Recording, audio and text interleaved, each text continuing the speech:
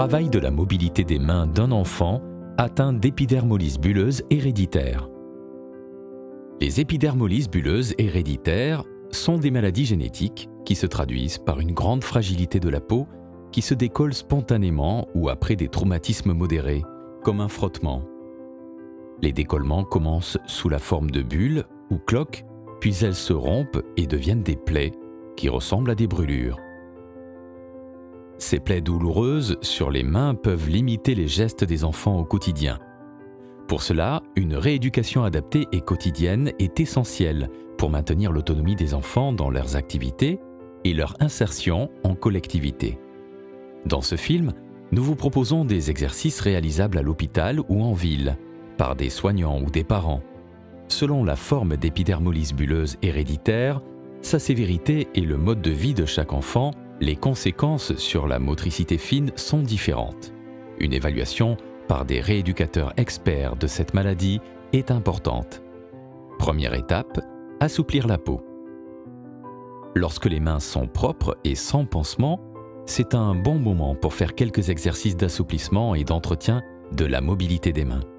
Si l'état des mains le permet et si cela ne provoque pas de douleur, vous pouvez d'abord appliquer de la crème pour favoriser l'assouplissement de la peau. Massez doucement au niveau de la paume, sur les doigts et en insistant entre le pouce et l'index. Ici, nous allons être attentifs à l'ouverture du pouce en amenant bien sa base vers l'extérieur. Ces mobilisations vont favoriser l'étirement des doigts pour prévenir les rétractions. Cela doit rester un moment de détente et de bien-être pour vous et l'enfant. Et toi-même, tu peux essayer de croiser les doigts comme ça pour bien en mettre.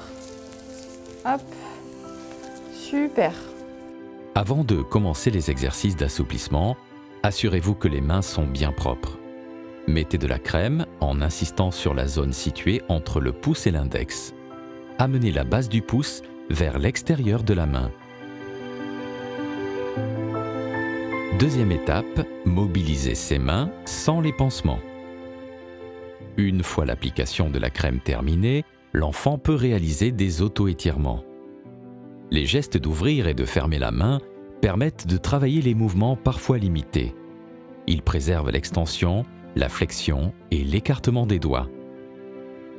Il est important aussi de travailler les différentes pinces, car ce sont des outils précieux pour l'autonomie et les apprentissages. Pour entretenir la force musculaire, vous pouvez utiliser des outils comme une balle en mousse, une grosse éponge ou de la pâte à modeler.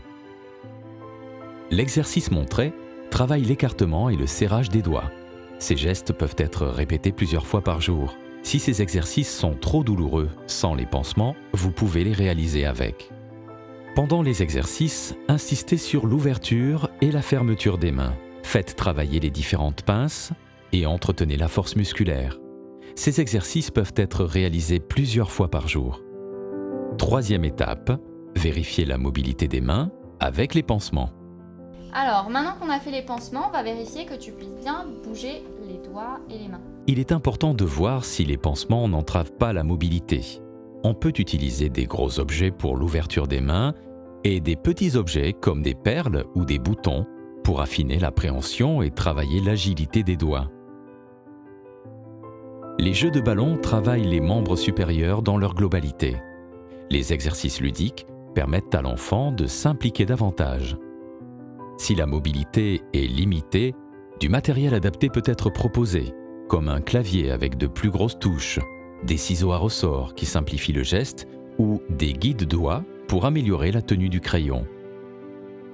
Lorsque les pansements sont mis, vérifiez que les mains sont bien mobiles en utilisant des objets de différentes tailles.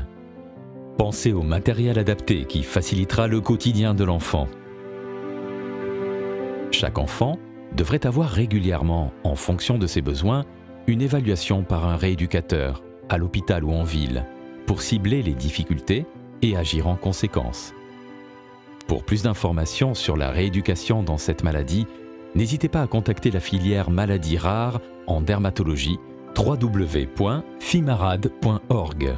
Elle vous orientera vers l'un des centres de référence qui travaillent en réseau avec des centres de compétences sur l'ensemble du territoire. Il existe une association de patients, des bras, qui peut vous aider vous soutenir dans le quotidien de cette maladie.